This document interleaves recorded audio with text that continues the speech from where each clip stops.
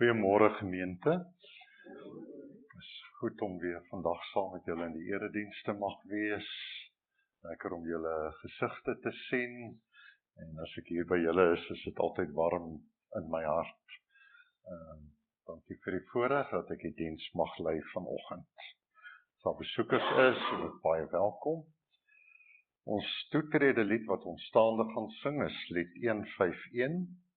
Ons sing vers 1 en 2, skenk ons Here u beskerming en ontferming, sien in liefde op ons neer, seën ons as ons u vergader, tot u nader, laat ons saam wees tot u eer. Dan bly ons staan vir die uitspreek van die fotum en die seën, en dan net daarna, sonder verdere aankondiging, sing ons loflied, 414, 414 vers 1 en 2, juig verlofstes, juig en sing halleluja.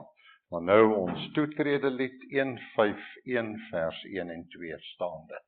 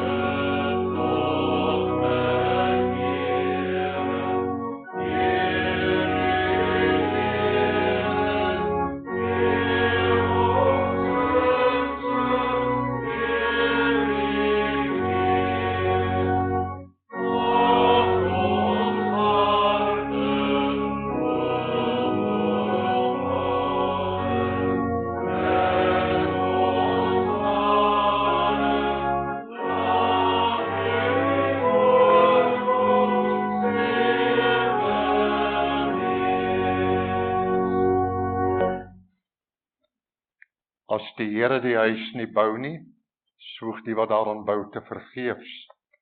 As die Here die stad nie beskerm nie, waak die wat dit beskerm te vergeefs. Gemeente, genade en vrede vir julle, van God ons Vader en van Jesus Christus, die Here, deur die kragtige werking van die Heilige Gees. Amen. Alleluia.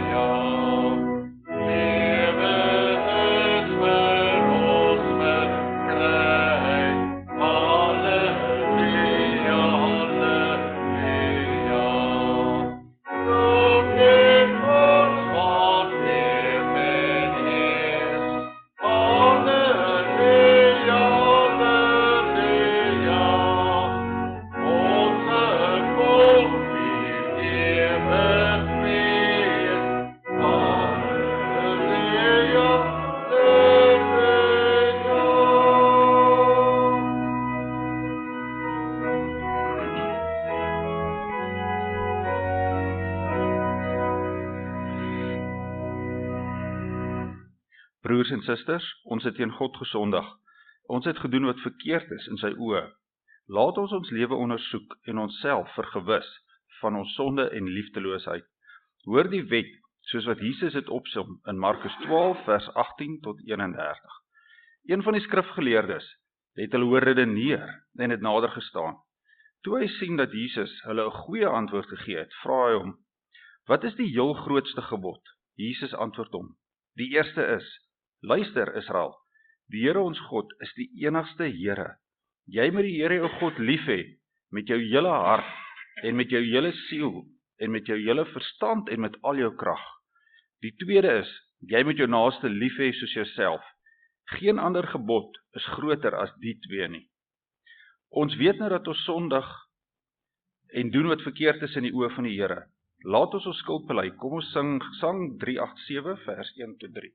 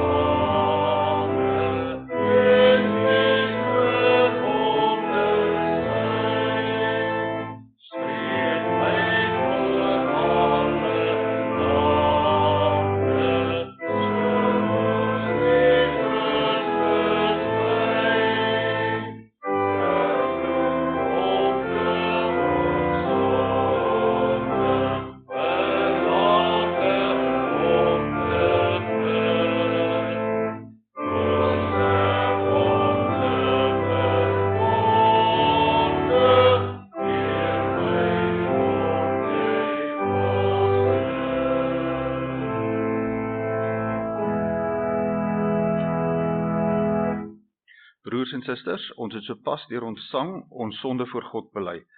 In 1 Johannes 2 vers 1 verseker God ons dat hy ons vryspreek. En as een van ons sondig, ons het Jesus Christus, die regverdige, as ons voorspraak by die Vader. Almal wat vrygespreek is, bely opnuut hulle geloof in die drie-enige God. Kom ons bely ons geloof. Ons glo in een God, die almagtige Vader, die skepper van die hemel en die aarde, en van alle sienlike en onsienlike dinge. En in een Here, Jesus Christus, die eniggebore Seun van God, gebore uit die Vader voor alle tye, God uit God, lig uit lig, waaragtige God uit waaragtige God, verwek, nie gemaak nie, een in wese met die Vader, deur wie alle dinge ontstaan het, wat terwille van ons, die mense, en terwille van ons saligheid, neergedaal het uit die hemel, vlees geword het deur die Heilige Gees uit die Maagd Maria, en mens geword het, wat selfs vir ons gekruisig is onder Pontius Pilatus, gelei het en begrawe is, en op die derde dag weer opgestaan het volgens die skrifte, wat opgevaar het na die hemel, en wat sit in die regterhand van God die Vader, wat weer sal kom met heerlikheid om te oordeel, die wat nog lewe en die wat reeds gesterf het, wie se koningsheerskappy geen einde sal hê nie, en in die Heilige Gees, die Heer en lewendmaker, wat van die Vader en die Seun uitgaan, wat saam met die Vader en die Seun aanbid en verheerlik moet word, wat vrygespreek het deur die heilige profete. Ons glo in een heilige algemene kerk, gegrond op die leer van die apostels. Ons bely een doop tot vergifnis van sondes. Ons verwag die opstanding van ontslapenis en die lewe van die toekomstige eeu. Amen. Ons het ons geloof bely, kom ons wy ons lewe opnuut aan die Here. Ons sing gesang 393, vers 1, 3 en 4.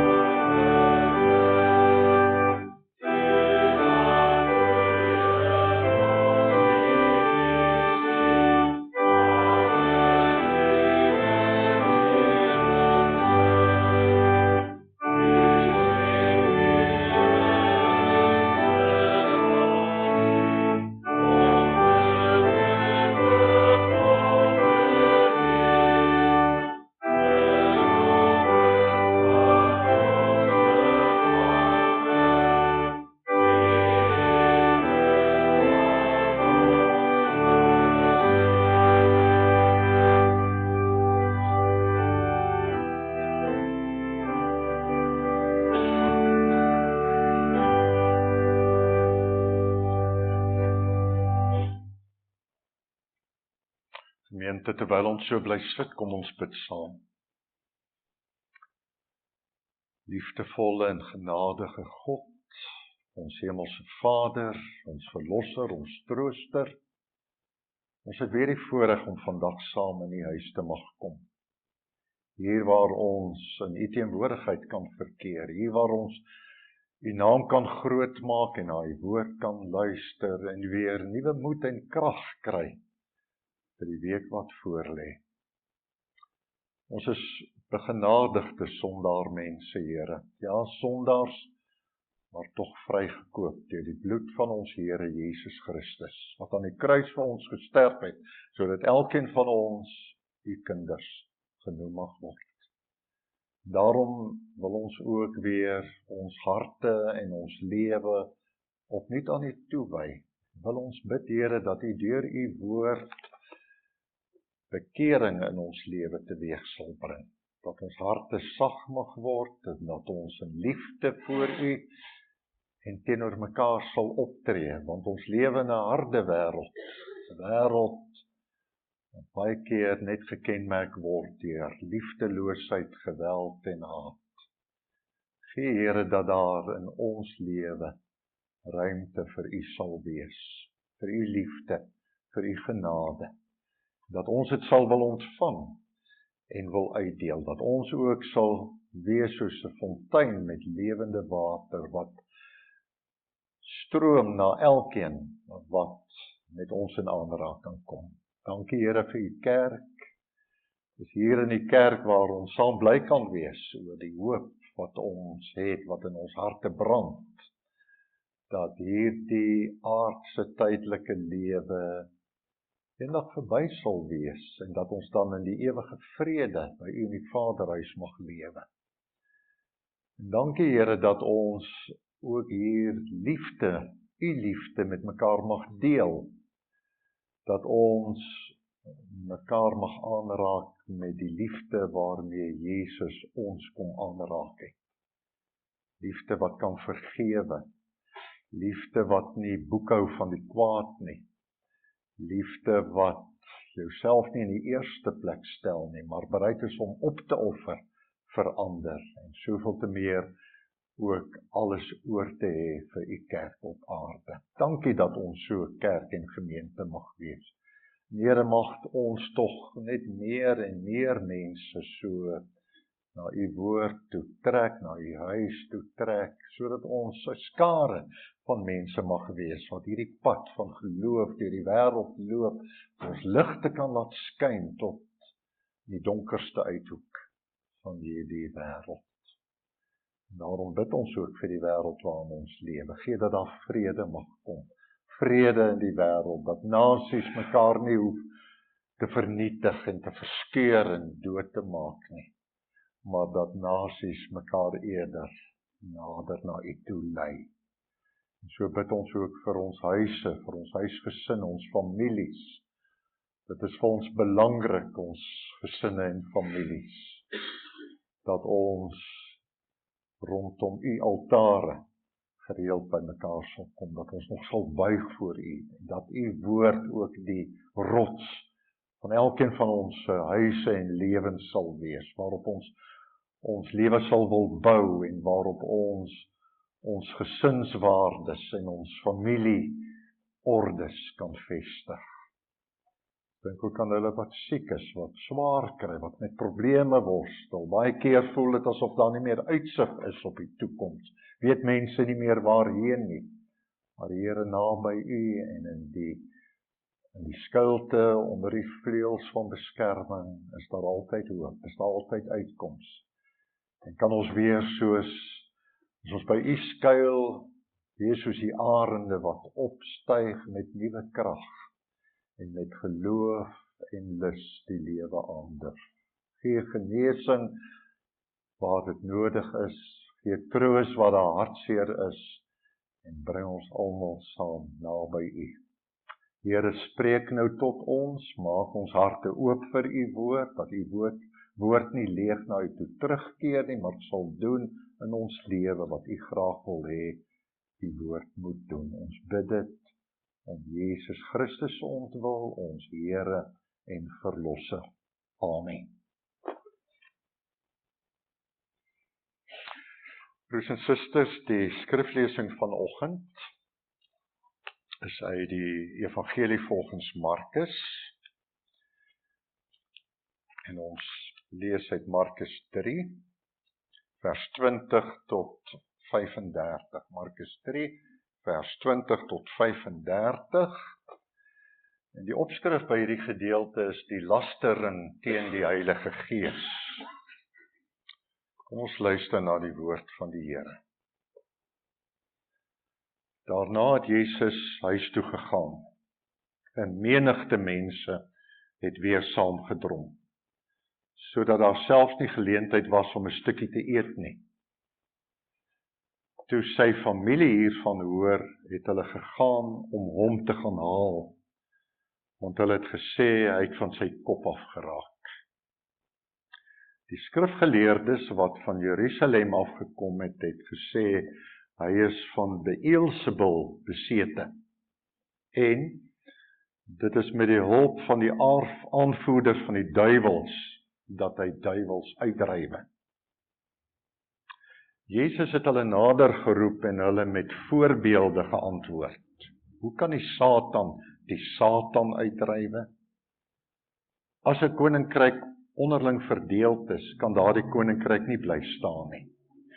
En as 'n huisgesin onderling verdeeld is, sal daardie huisgesin nie kan bly staan nie. As die Satan teen homself in opstand kom en verdeeld is, kan hy nie bly staan nie, maar is dit sy einde. En bovendien kan niemand in 'n sterk man se huis ingaan en sy goed vat, as hy nie vooraf die sterk man vasbind nie. Eers dan sal hy sy huis kan beroof. Dit verseker ek julle, alles sal die mense vergewe kan word. Al die sondige lastertaal wat hulle praat. Wie egter teen die Heilige Gees laster, word tot in ewigheid nie vergewe nie, maar bly ewig skuldig aan die sonde. Dit het hy gesê, omdat hulle gesê het, hy is van 'n bose gees besete. Sy moeder en sy broers het toe gekom, hulle het buite bly staan, en 'n boodskap na hom toe gestuur om hom te roep. 'n menigte mense het rondom hom gesit. Hulle sê toe vir hom, kyk, u moeder en u broers en u susters daar buite soek u. Maar hy sê vir hulle, wie is my moeder en my broers? Hy het die mense aangekyk wat in 'n kring om hom sit en gesê, hier is my moeder en my broers. Elkeen wat die wil van God doen, is my broer en my suster en my moeder. Tot sover die skriflesing vanoggend. Elke mens wat die woord van die Here hoor, dit glo en daarvolgens gaan lewe, daarvolgens optree elke dag van sy of haar lewe, as 'n geseënde mens op aarde. Teksvers vir die preek is Markus 3 vers 28 en 29. Dit verseker ek julle, alles sal die mense vergewe kan word, al die sondige lastertaal wat hulle praat. Wie egter teen die Heilige Gees laster, word tot in ewigheid nie vergewe nie, maar bly ewig skuldig aan die sonde. Die tema waaroor my preek dan vanoggend handel is die sonde teen die Heilige Gees, wat nie vergewe sal word nie. Die sonde teen die Heilige Gees, wat nie vergewe sal word nie. Liewe gemeente, ons lewe tans in die tyd van die Heilige Gees. Want ons lewe nou in die periode na Pinkster. Pinkster waar tydens ons die uitstorting van die Heilige Gees, God se Gees op aarde gevier het, gedenk het, en daarom steeds van toepassing het in ons lewe. Met Pinkster weet ons dat God se Gees sy woonplek na die aarde toe uitgebrei het, en dat ons daarom voortdurend in die kragveld van die Heilige Gees kan lewe. Die Heilige Gees leer ons om te glo en ons lewe aan God toe te wy. Want ons wil 'n godvrugtige lewe hier op aarde lewe. Steeds meer aan die wil van God gehoorsaam wees en tot eer van God lewe. En dis 'n proses wat ons hele lewe lank duur. En daarvoor gebruik die Heilige Gees die woord van God.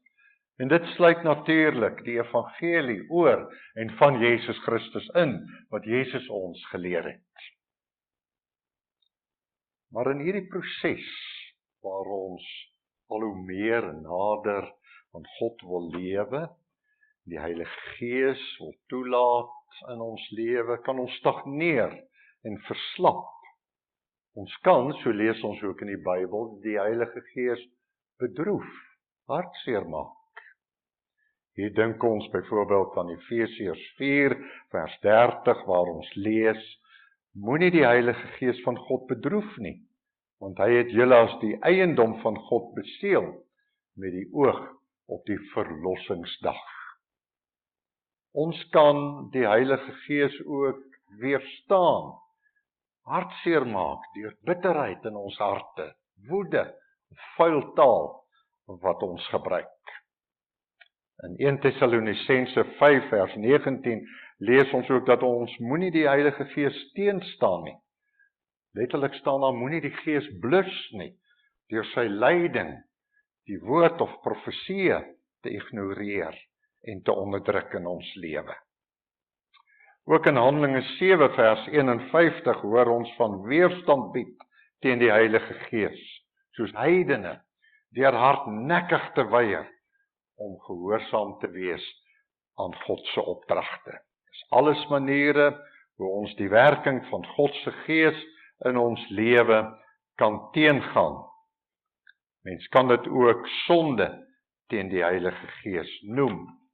Die Heilige Gees is baie duidelik, as ons hierdie gedeeltes lees, 'n persoon, iemand wat ons kan hartseer maak of bedroef.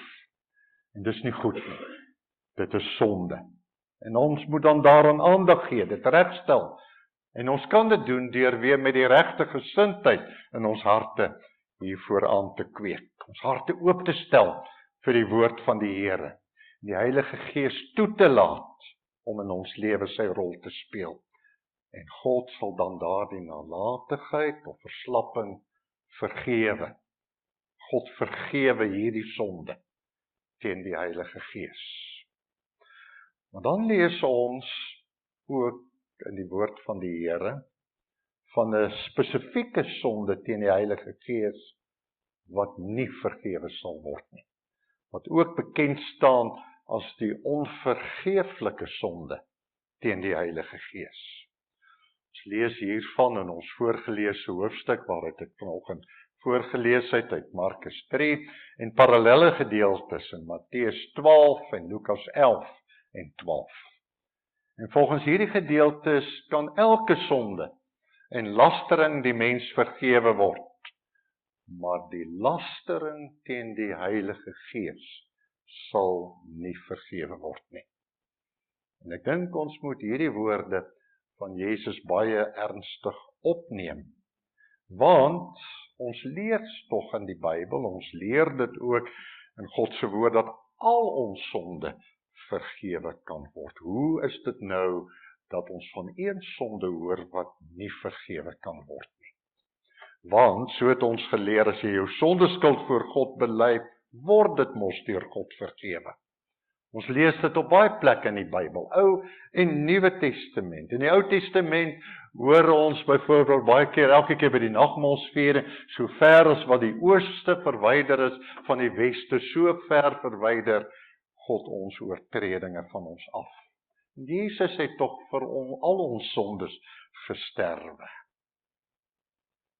Maar wat as jy of ek die een sonde doen of gedoen het, wat nie vergewe sal word nie? Die sonde teen die Heilige Gees, die lastering van die Heilige Gees. En ek dink, dit kan 'n mens baie bekommerd maak, want het ek nie dalk al daai sonde gedoen nie, dalk in 'n oomblik van onnadenkendheid, in 'n oomblik van onbesonnenheid. En ek wil graag daarom aan hierdie saak vandag aandag gee, deur te verwys na Markus 3, die hoofstuk waaruit ek vanoggend voorgelees het.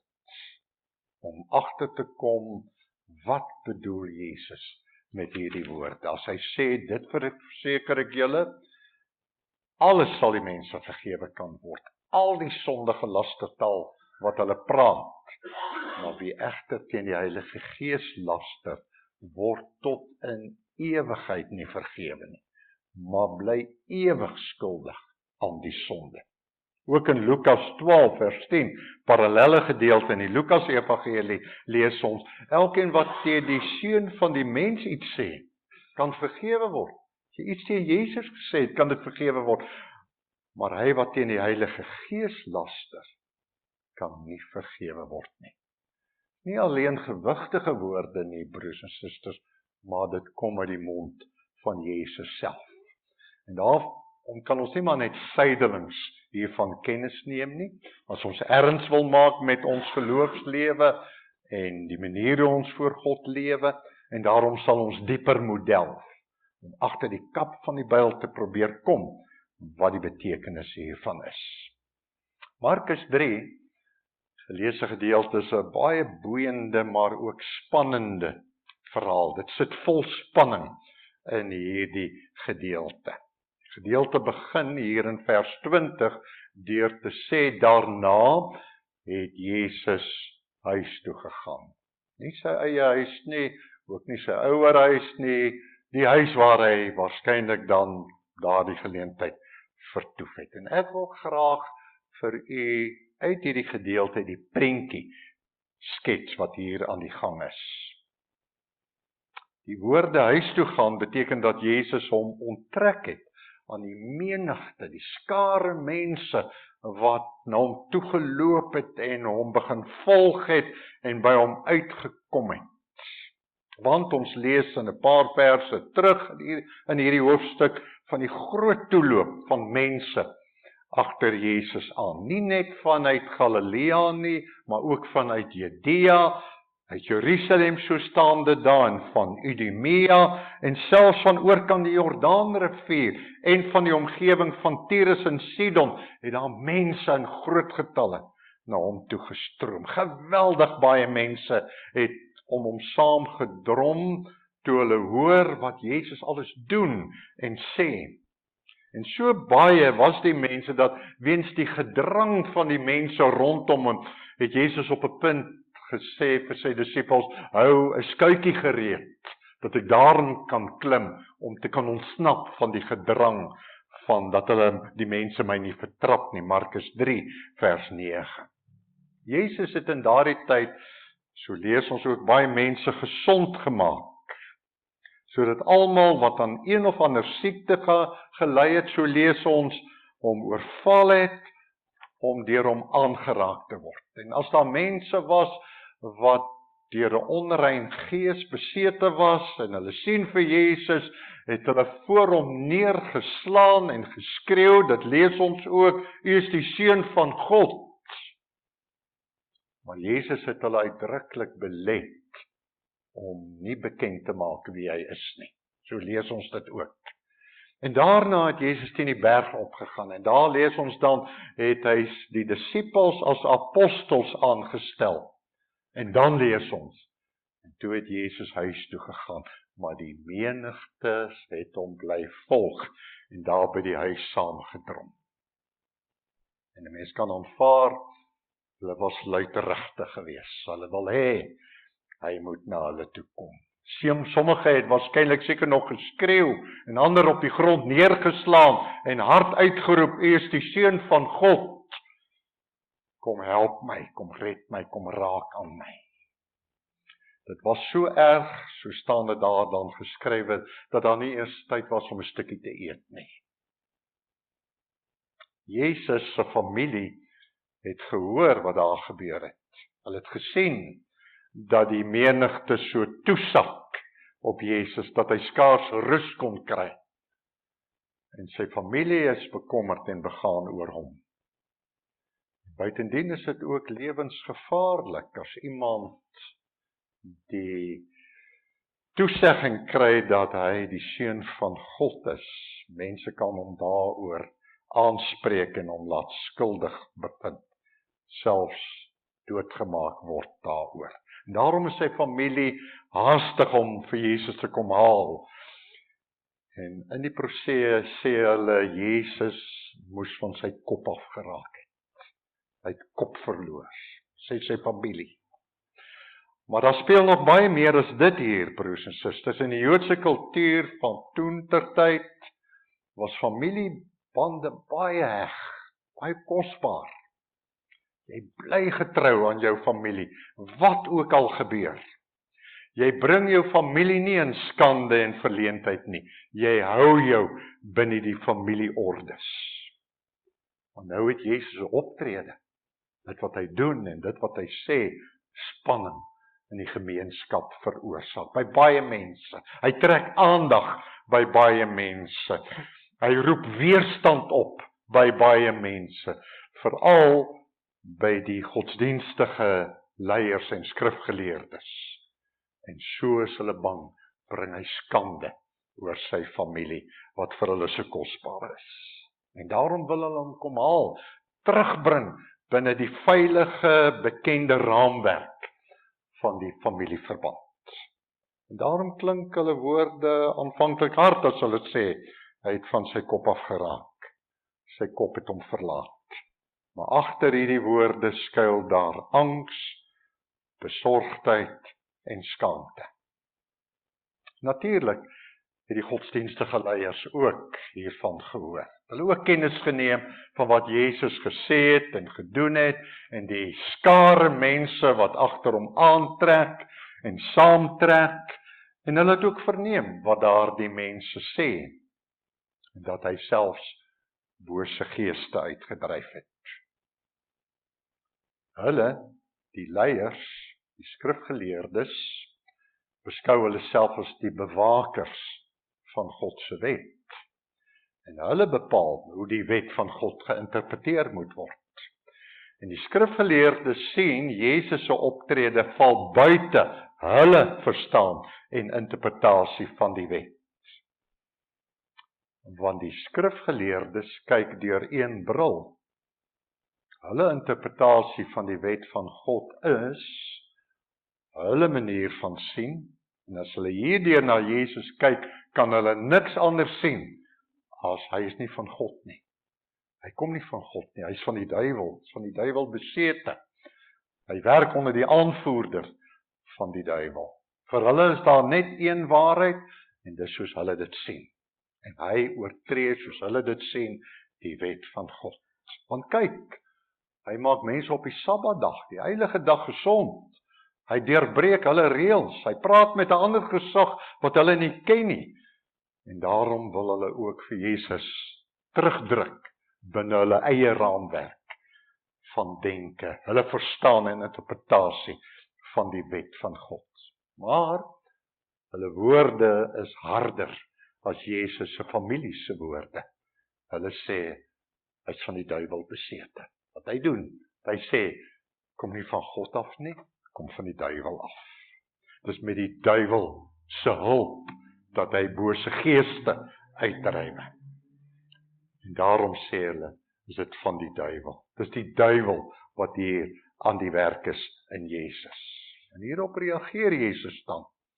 Hy reageer op die skrifgeleerdes en hy gebruik beeldspraak om hulle te dwing om bietjie na hulle self te kyk en na te dink oor wat hulle sê. Hy sê vir hulle, as julle dan sê, ek is van die duiwel, of die duiwel werk deur my, hoe kan die Satan uitdryf? En as 'n koninkryk onderling verdeeld is, kan daardie koninkryk nie bly bestaan nie. En as 'n huisgesin onderling verdeeld is, sal daardie huis ook nie kan bly staan nie. En dan spreek Jesus hulle aan met die woorde van ons teksvers. Dit verseker ek julle, alles sal die mense vergewe word, al die sondige lastertaal wat hulle praat. Maar wie egter teen die Heilige Gees laster, word tot in ewigheid nie vergewe nie, maar bly ewig skuldig aan die sonde. En Jesus wil eintlik sê, hy tree hier op namens God, Gees van God, werk deur hom. Vraag is, wat is laster teen die Heilige Gees, wat nie vergewe kan word nie, wat so erg is, dat dit vir altyd, vir ewig teen iemand gehou word. En dan word dit duidelik, broers en susters, dit gaan nie hier om 'n sonde wat God nie wil vergeef nie, maar om 'n houding van 'n mens wat God nie wil kans gee om te vergeef nie. Vergifnis vind altyd plaas binne 'n verhouding. Genade, vergifnis werk binne verhoudings. Dis nie omdat God nie wil vergewe nie, maar dis omdat daardie mense dit nie wil ontvang nie. Hy sluit hom af. Jesus se familie reageer aanvanklik ook van hulle eie raamwerk. hulle vooropgestelde denke. Hulle bekritiseer Jesus, hy's van sy kop af, harde woorde, maar later uit die evangelie van Markus word dit duidelik dat Jesus se familie tot ander insigte kom. Hulle word deel van die geloofsgemeenskap van Jesus, sy moeder, sy broers en susters. Let wel, kyk, hier brei Jesus sy familie eintlik nog verder uit. Hy sê, hulle wat die wil van God doen, hulle is my broer, my suster, my moeder. Die skrifgeleerdes egter aan die ander kant sluit die deur na God toe.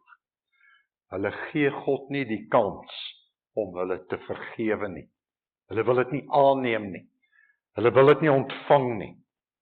En daardeur is hulle sonde eintlik onuitwisbaar. Want dis gerig teen die Heilige Gees wat in liefde en genade na elke mens uitreik.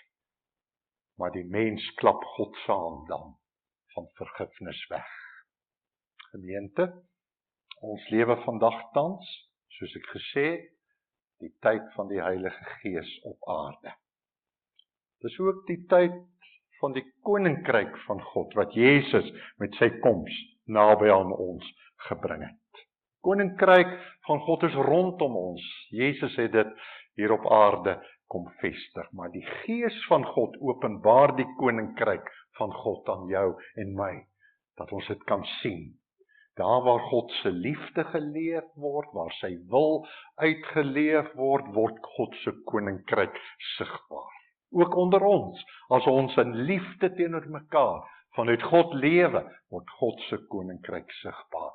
God gee dus ruimte vir ons, vir jou en vir my, waar binne ons kan lewe, deur sy liefde en genade. En daarom het die Heilige Gees ook sy woonplek op aarde kom uitbrei. Hy laat ons toe, hy lei ons in hierdie ruimte van God se liefde, die koninkryk wat Jesus kom bring het, in. Dus God skep vir ons ruimte. Heilige Gees lei ons na daardie ruimte, maar ons moet ook ruimte maak vir God se Gees in ons harte, in ons lewe. Toelaat dat hy ons oë kan oopmaak. Die koninkryk van God moet nie net rondom ons, buite ons wees nie, maar ook binne ons. En dis wat die Heilige Gees wil hê.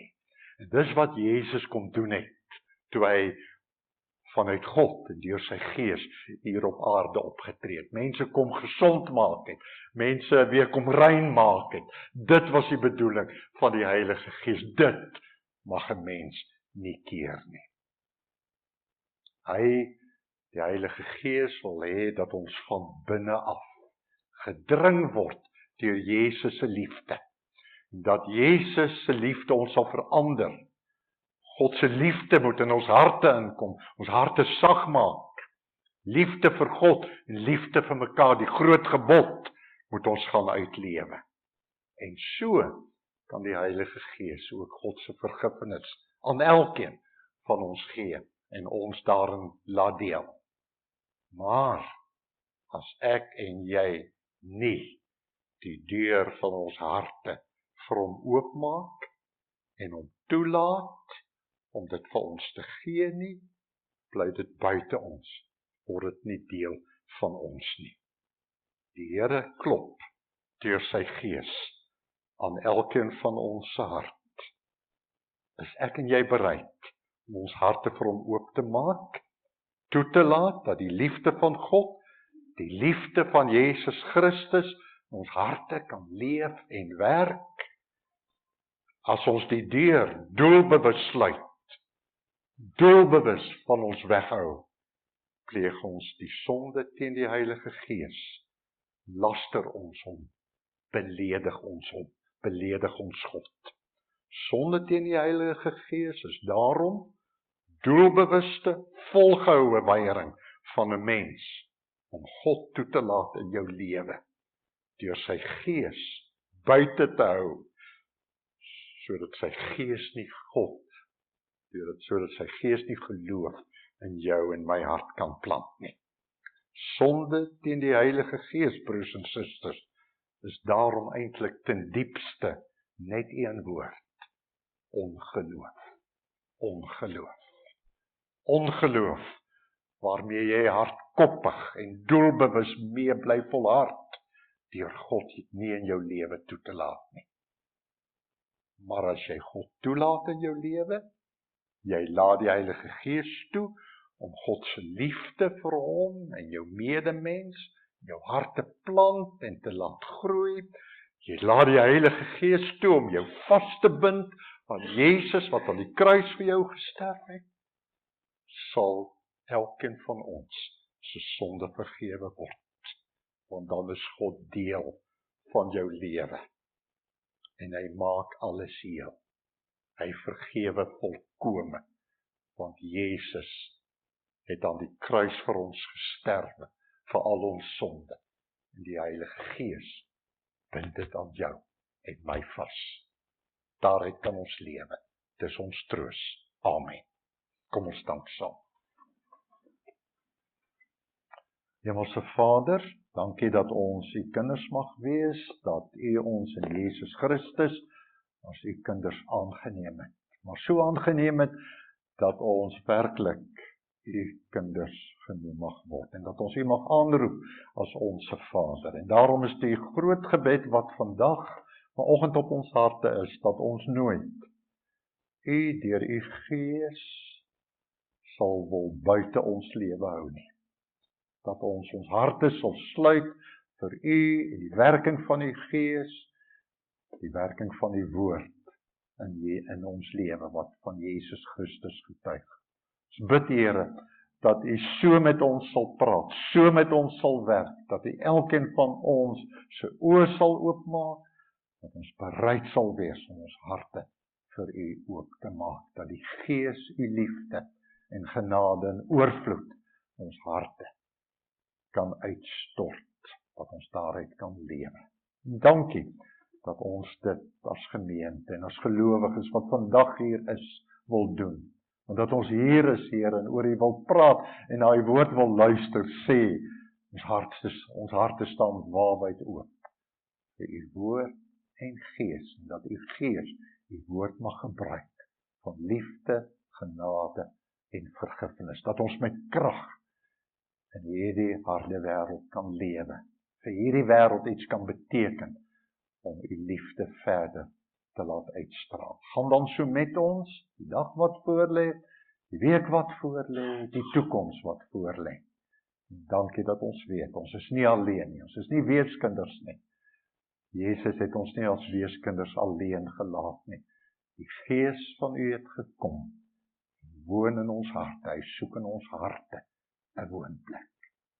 Daarvoor dank ons u, net uit genade. Amen. Ons slotsang, broers en susters, is lied 407 en ons sing daaruit vers 1 en 2. Triomf, triomf, Immanuel, die Heer oorwin die dood en hel, na bitter stryd en lyding. Triomf, die Heer het opgestaan, die laaste vyand is verslaan, geen mag hou hom gebonde, wie in hom sterf, sal met hom leef, wie skuld bely, die word vergeef, deur Christus vry van sonde. Hy heerlik aan God se regterhand, hy stuur vir ons die Gees ons pand, die Gees laat ons herlewe, ons deur sy wonderkrag bevry, bly oor en oor sy woord bely, hy leef en jy sal lewe. Al twee die versies uit lied 407 ten slotte, en daarna sing ons wegsendingslied, lied 444, die enigste vers, en ons sing dit 2 keer, lied 444, sonder verdere aankondiging na die uitspreek van die seën. Maar nou 407 vers 1 en 2 staande.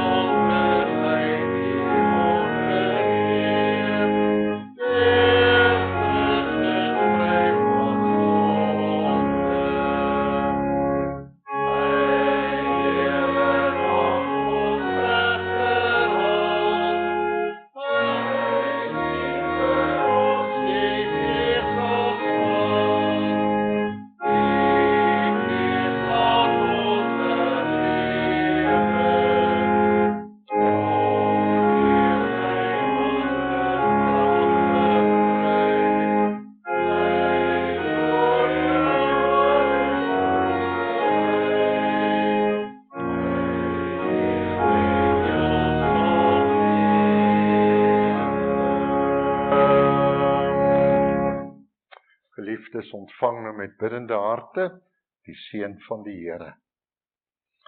Die Here sal julle seën en julle beskerm. Die Here sal tot julle redding verskyn en julle genadig wees. Die Here sal julle gebede verhoor en aan julle vrede gee. Amen.